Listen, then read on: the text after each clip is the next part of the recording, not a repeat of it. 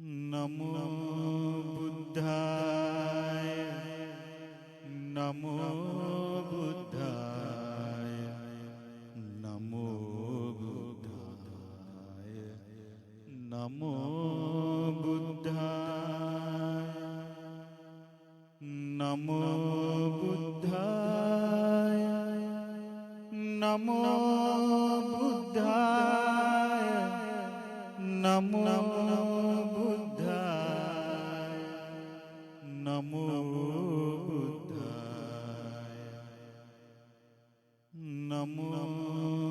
Buddhaya, Namo Buddhaya, Namo Buddhaya,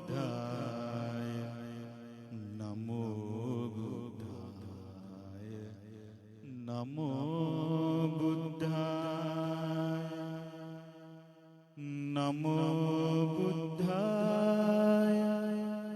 Namo Buddhaya, Namo Buddhaya, Namo Buddhaya, Namo Buddhaya. How to practice meditation and how to get the great benefits from meditation. I see many of the people here are sick, and that's one of the reasons why I like to teach meditation, to heal sicknesses.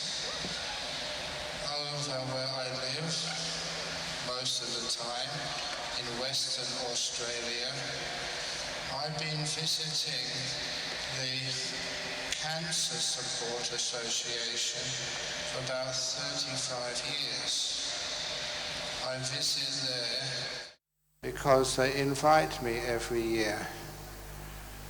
And when I visited there, why do you keep inviting a Buddhist monk? And they told me this anecdote. There was one lady, an Australian lady, when I first went there, she had endured a mastectomy. This is from breast cancer.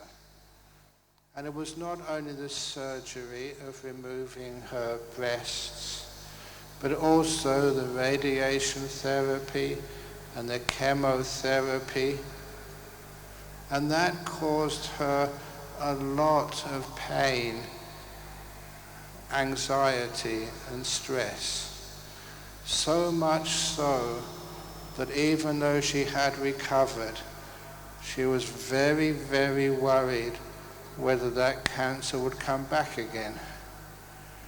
So after I gave my talk at that society, she was one of the first ones to put her hand up and say, Ajahn Brahm, I've been through all this surgery and pain. I'm so worried. What will I do if that cancer comes back again? I don't think I could stand it. And she asked me my advice. And I replied, what would happen if it did not come back? It's a very simple answer, but for her, it changed the way she looked at her disease. She never thought that. She'd always be worried about it returning. And now I said, what would happen if it didn't? Which was far more likely. And it meant the whole world to her. And for 35 years, every time I returned there to give a talk, she also came back to see me. The cancer never returned, but she returned every year. That little positive attitude there was what changed her life for the better. It was much more likely that it never came back, and it didn't. And because she thought, what would it happen if it came back? What would happen if it came back? That caused her more stress and anxiety. And that stress and anxiety, if we hadn't stopped that worry, would have probably made her very likely to get a cancer back in again. It's our state of mind, our anxiety, our worry. That is one of the big problems. I don't know if any of you have anxiety, panics, but there was one young lady whose uncle lived in Perth. She was studying in Adelaide University. She had strong panic disorders, so much anxiety that she couldn't leave her bed in the morning. And even with psychologists, psychiatrists, GPs in that big Australian city, no one was able to help her. She was bedridden. Her good fortune was that she did have an uncle who was a devout Buddhist, and her uncle asked me to help. So I called her up one evening on telephone, and I asked her, when you have an anxiety attack, how do you feel it in your body? Because every emotional attack of distress also has a corresponding physical part to it. And she said she felt it in her chest. Whenever she had a panic attack, she felt a tightness in her chest. And so I asked her, where exactly do you feel it in your chest? Is it above your belly button? Is it to the left, to the right? And we said, well, I'm not quite sure. So I asked her, for the next 3 days, investigate. I'm going to call back in 3 days. I want you to tell me where that physical counterpart to anxiety is located in your body. And she had nothing else to do, in bed all day, many panic attacks. And then after 3 days, she gave this very accurate description. When she has a panic attack, what parts of her chest tense up, what parts only half tense up. It was a very good description. And then I asked her, when it does tense up, what does it feel like? Is it just tension? Is it burning? Does it come and go? Is it aching? How does it feel? Give me a call in 3 days when you can tell me. And after 6 days, she gave me this wonderful description of what it feels like in her body when she has these severe panic attacks. I said, wonderful. Now the next task for you. When you do have a panic attack, severe anxiety, take your hand and massage that area as kindly as you possibly can. Massage it. And then give me a call in 3 days. And she did that. When she called after 9 days, I said, when you had the anxiety attacks, did you massage that area with kindness? I said, yes, I did. What happened to that part of your body? And she said, when I massaged that area, all the tightness and the tension disappeared. And then I asked her the crucial question. When the physical counterpart to anxiety, the tightness in your chest disappeared, what happened to the anxiety? And she paused.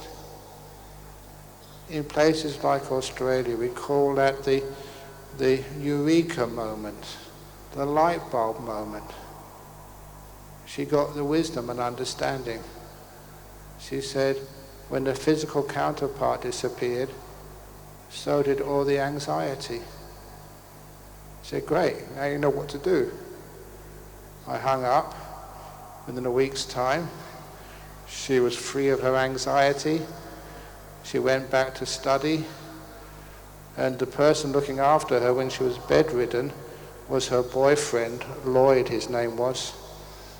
She went back to university, she got first-class honours in dentistry, and then she eventually decided to marry Lloyd, but she insisted that I be the one who give the blessings for them both.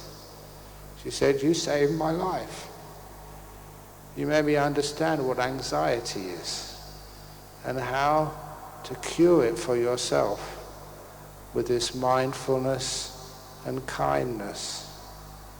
If any of you ever suffer from anxiety, find out where the physical part of anxiety is located in your body.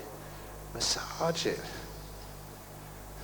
And a counterpart to that story, which I've said many times, one of the doctors working in a hospital, one of the hospitals in Perth, she had a patient with severe anxiety, such severe anxiety she had to use a mask to breathe. And she tried every type of drug which was recommended for anxiety. Nothing worked. And then at the very end, he said, "I've got no more drugs to give you. You've tried everything." So she said, "We're going to try the Ajahn Brahm method." Where do you feel it in your chest? How do you feel it? Massage it. And she told me that when she went to work the following morning, that patient had taken off her mask, saying, "I'm better now. I'm going home." And I scolded that doctor. I said, "Why did you wait to the very end to tell her how to overcome anxiety?" And it worked. If any of you, especially those young people here, are doing an examination at university, or you're going to an interview for a job, or you're going to something which you feel is very stressful, take your hand and massage the area of your body with a lot of kindness, which gets tense up. Then you overcome anxiety very easily. Or what about people who suffer from depression? Do many people suffer from depression in Sri Lanka? Especially because maybe the economy is not as good as it used to be. How do you use meditation to overcome depression? Depression is a low energy state of your mind. Sometimes it's so low energy that even if you eat your favorite food, you can't taste it. It's tasteless. If you listen to your favorite music, it doesn't grab you anymore. It's like dull. Whatever you see, whatever you do, it becomes boring. It's because your mind hasn't got enough energy in it. It's nothing to do with out there. It's all that you're incredibly tired. Something's happened to you in life, and you've been thinking too much, worrying too much, that you get mentally exhausted and you get stuck there. For many people, I have found that if you just learn how to be still, to meditate, don't fight. You haven't got enough energy left to fight. Instead, just be peaceful. Really peaceful. For those of you who are devout Buddhists, you know that when the Buddha got attacked by Mara, when Mara tried to stop the Buddha becoming enlightened, when Mara tried to stop other monks and nuns from getting enlightened, what did the Buddha and those other monks and nuns do to Mara? They didn't fight Mara. They just said, "I know you, Mara." And the result was that Mara hung his head, hunched his shoulders, and went somewhere else. The monk knows me, the monk knows me. And that's what defeated Mara. Even depression, once you know what depression is, what causes it, you don't fight it, you know it, and then it starts to disappear. You make peace with it, you save the energy which you have, and then that energy builds and builds and builds. You're not wasting energy. It keeps accumulating stronger and stronger. And then you get to that state of mind which is nice and clear. You can see the redness in the carpet. You can see the colors of my robe. Life becomes interesting again. The mind is never dull when you know how to be still and mindful. This is what happens when you meditate. Your mindfulness, sati, increases in its power. You see much more. You feel much more. And you can hear so much more clearly. It's nothing to do with your ears or your eyes. Everything to do with your mind. It can process the information much more easily and powerfully. This was strange, but when I started meditating, I was a scientist before, so I loved to gather information and understand what it really was. One of those experiences, one of the first meditation retreats I did as a student, when I was still at Cambridge University, we were allowed to go for a walk for 1 hour every morning for exercise. I went to the botanical gardens because I knew the area very well. But while I was on retreat, I would just get to the entrance to the botanical gardens, and there I saw a very beautiful clump of bamboo. Many of you who are artists would know that bamboo is featured in Chinese watercolors so regularly. It's a very beautiful tree. And I saw this clump of bamboo, and it was more than beautiful, it was captivating. I sat on a bench and stared at it for about 50 minutes every morning. And when the retreat was finished, when I went back to study, then one afternoon, a free afternoon, I decided to go and see the most beautiful clump of bamboo I'd ever seen in the whole world at the Cambridge Botanical Gardens. I got on my bicycled over there. When I saw that clump of bamboo, I was so disappointed. Bamboo should not be grown in a place like England. It's too cold, not the right climate, not the right soil. And the clump of bamboo I saw was so different than the beautiful clump of bamboo I had seen when I was on retreat. It was actually the same plant, but I was seeing it through different eyes. When I was meditating, I could see all the beauty in it. When I was busy, that beauty had disappeared. This is one of the reasons why, when you start to practice meditation and your mind gets strong, whatever you see becomes beautiful. Now, unfortunately, I don't have a clock here, so I'm not quite sure how the time's going. But I'm going to do one more story about how mindfulness opens up such a door to beauty and refinement in your life.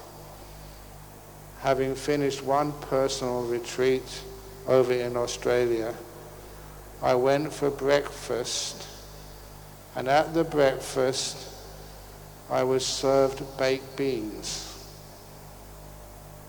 When I put one baked bean in my mouth, it was a taste sensation The baked bean has tomato sauce on the outside. And I've never tasted such delicious tomato sauce on the outside of one baked bean. It really stopped me with surprise. It was like that baked bean had been made by one of these 5-star Michelin chefs. And then when I crunched the soft bean inside, it kind of dissolved like it was some fragrant food made for devas, for heavenly beings. That was the most delicious baked bean I've ever tasted in my life. It came out of a can of Heinz baked beans. It was ordinary, but because I had been meditating and my mind was clear, you could pick up so much beauty, so much sensations. Everything became alive. That's how we overcome depression. Instead of having low energy because we're thinking too much, we are still silent within. Whatever we see, taste, even smell becomes amplified, more beautiful, more interesting. In Buddhism, we say the 5 hindrances are being suppressed. The mind is still, in the first time you can see so clearly, so powerfully, so happily. I know that someone gave me like a nickname in Sri Lanka, the smiling white monk. Why? Why do I smile a lot? It's because your mindfulness is very strong. Your peace inside is very strong. And this is the natural result. Now, any of you young people here, those who still haven't got like a boyfriend, a girlfriend, those of you who haven't got a partner yet in life, you're looking for someone to marry, I will tell you a secret. The best makeup a boy or a girl can ever use, which makes you so attractive, is your smile. Wouldn't you like to be with someone who makes you happy, smiley? Why is it? I still can't understand this. This is my 72nd year. I'm an old monk. I'm fat. I'm not particularly handsome.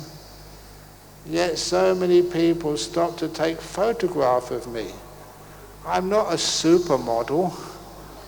Or am I?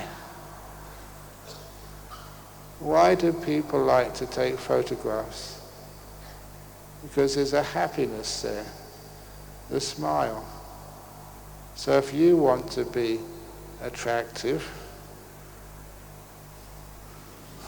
smile a lot. Okay, I'm supposed to do a guided meditation for you all in this program. So I'll stop the talking about anything, and now we can do a little guided meditation. Has anyone got a clock? There's no clock in here. That's very kind of you. Oops, very good. Okay, 9:05. I think I'm supposed to go to 9:30, is that correct? 9:30? Yes, okay, good. So anyway, here we go. Oops, get myself comfy. Goodness gracious.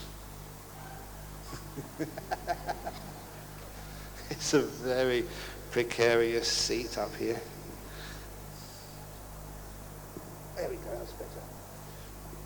One of the first things when you meditate is to make sure you're comfortable.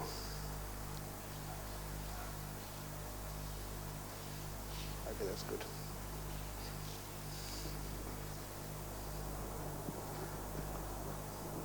Okay, that's good, that's okay. So for this meditation, once you are reasonably comfortable, please close your eyes. When you close your eyes, it's like one of the five senses is shut off. So you're not disturbed by any sights. The next thing which you can do is be aware of your body, like your legs. How are your legs situated right now? Are they comfortable? Mine are not, so I'm going to adjust them.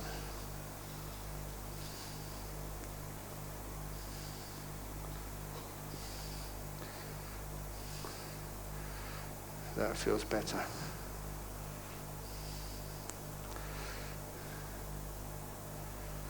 How is your back?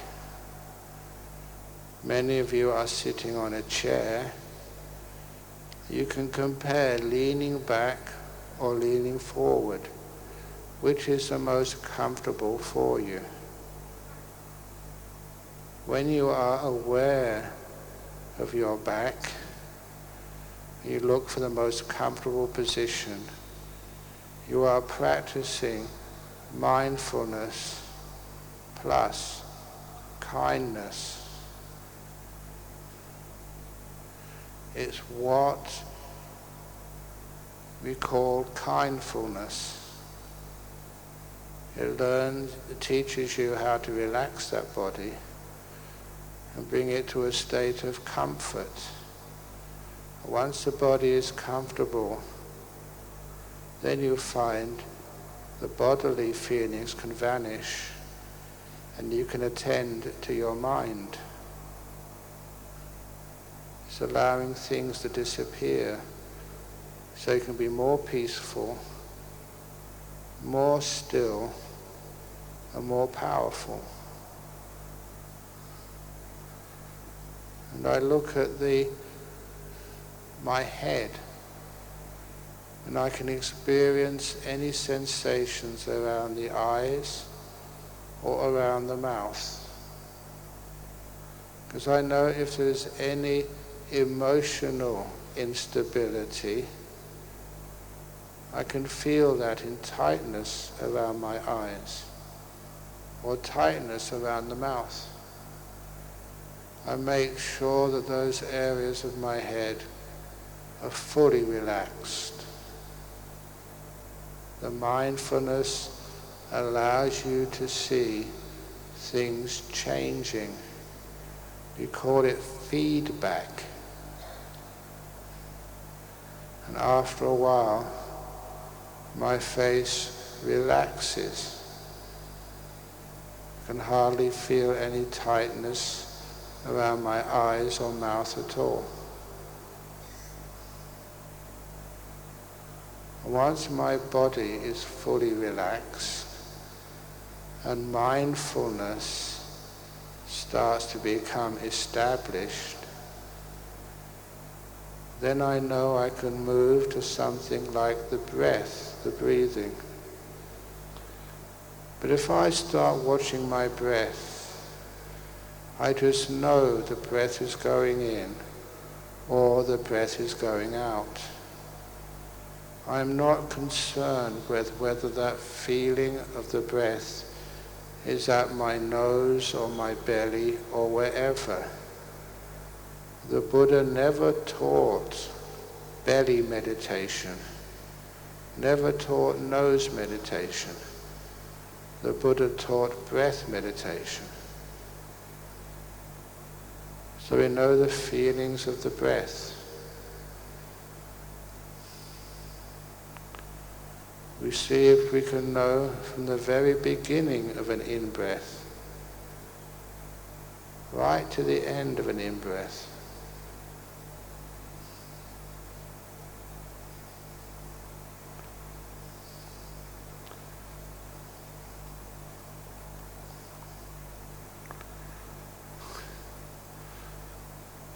when you can see the gap between your in-breath and out-breath.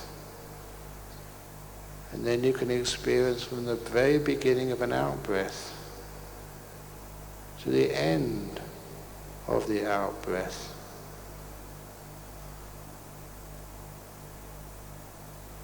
Just breathing naturally, not forcing the breath to come in fast or slow, just observing it.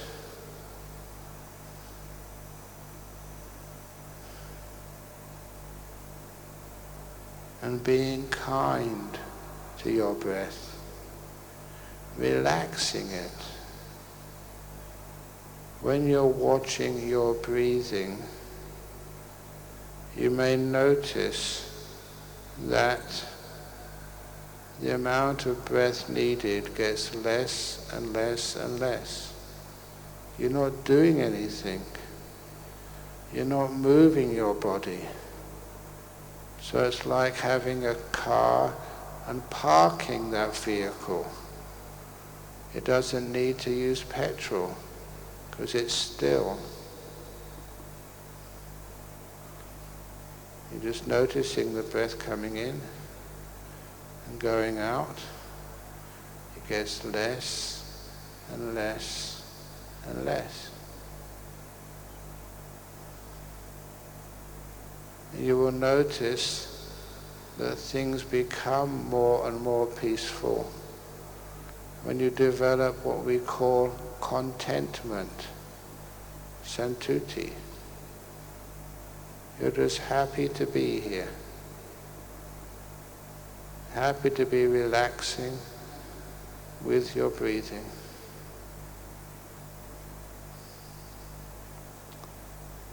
And in this 10 minutes, you don't want anything in the whole world except just to be peaceful.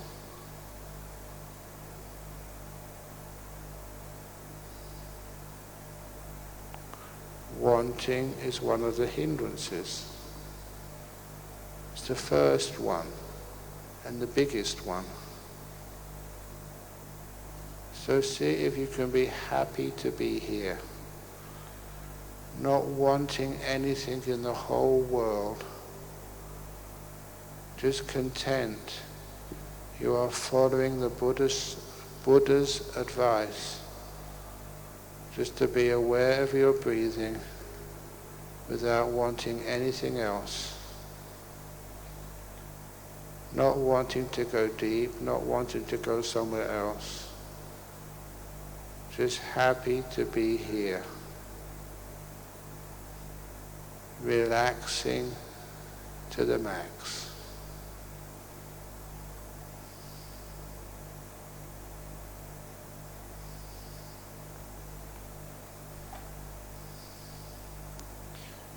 When I relax my body, I finally found a good place for my legs. Then my body becomes at ease and comfortable. It's pleasant to be physically relaxed. When I watch my breathing and it becomes soft and easy, my breath becomes pleasant. It's the only thing I have to do right now. All my other busyness and jobs, I don't do when I'm breathing. It's a sense of freedom. Freedom just to be able to be aware of my breath and nothing else.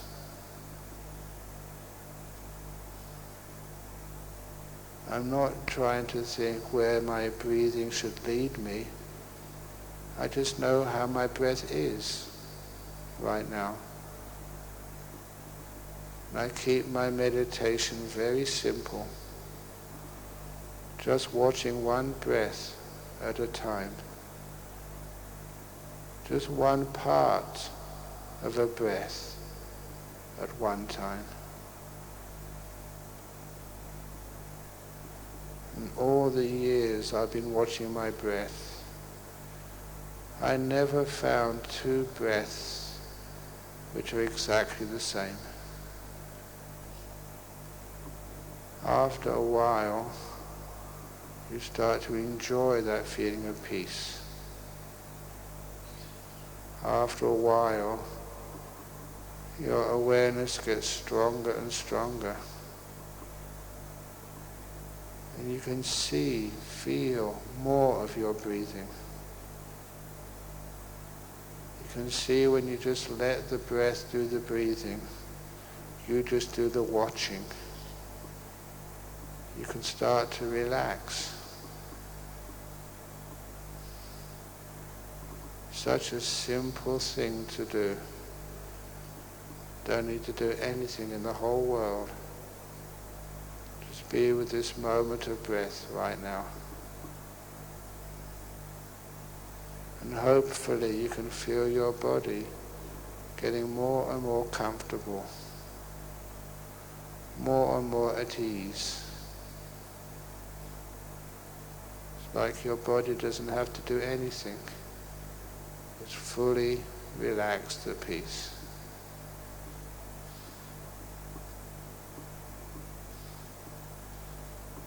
And your mind, after a while, your mind will become energized. The less you do, the more energy you have to make use of. And no need to think of the future or to solve the difficulties of the past. The best place you can ever be is right now. Now is where your future is being made. Right now. And you learn much more from the present moment than you'll ever learn from the past. The past has gone by. Let it be buried. Don't dig up and carry around the coffins of the past. Just be now, simple and free. What does freedom mean? Freedom means you're free from wanting anything. Free from missing anything. Yeah, just happy to be here. Simple, relaxed, at peace.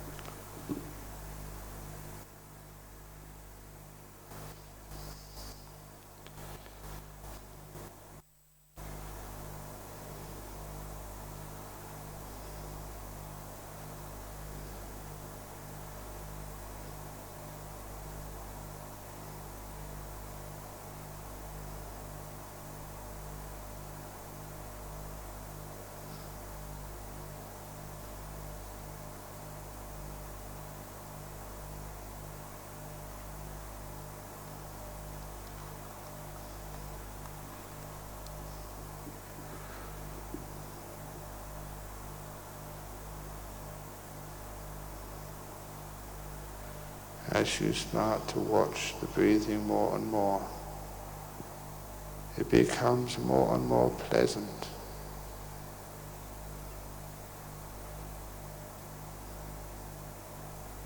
It's like before you were in a prison cell, always being told what to do. Now you've been released. Released from the jail of the five senses. At peace. Just being here. No wanting. No ill will. If you start to feel sleepy, don't worry. Usually the sleep gets less and less as you get more and more aware.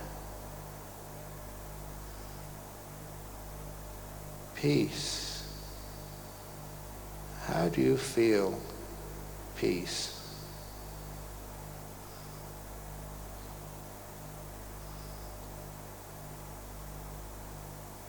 Is peace beautiful, delightful?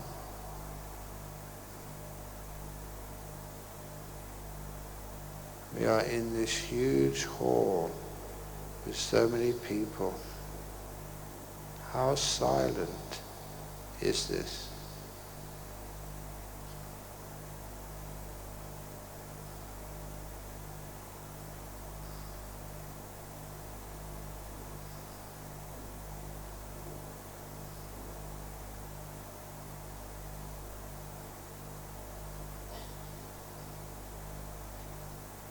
Please don't try and give things names. If you see a beautiful sunset, please never say to your friend how beautiful that sunset is. Don't watch the names, just experience the phenomena. When you're mindful and kind, life does become more beautiful. The body can relax so it can heal. Your brain can take a rest. So when you come out of meditation, it's bright and it can do things again.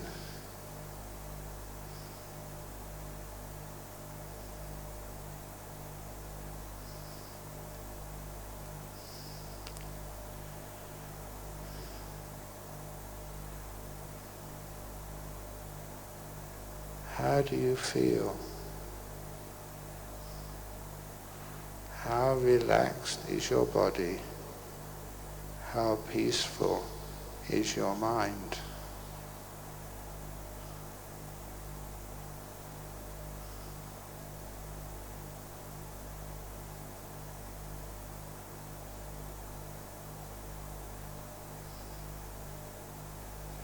In a few minutes, we're going to come out of the meditation. Before we do, see if you can know how the meditation today has affected you. How more peaceful are you than you were when you started?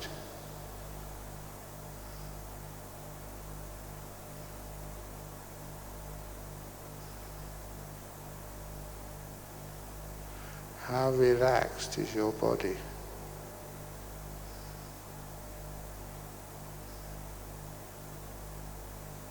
So now, please, open your eyes to end this meditation. And when you do open your eyes, please smile. I have to look at all of you. And if you smile, it makes me happy. Excellent. Am I on time? Okay. Thank you. So what do we do now? I go somewhere else. I'll stay here. You what? I have a break. Excellent. So thank you for listening, and thank you for being excellent meditators. You were so quiet. And now I'm going to have a break, and then we go to the Q&A, asking any questions. So please, wherever those questions are collected, you can ask any question you wish. And I like the tough questions. So don't be sort of restrained. Even the toughest question you want to ask, please put it on a piece of paper. Okay? And so now enjoy your break, as I will enjoy mine. Sadhu, sadhu, sadhu. While the Venerable leaves, please don't block the path because he has only a few minutes to take the rest. Please worship from where you are.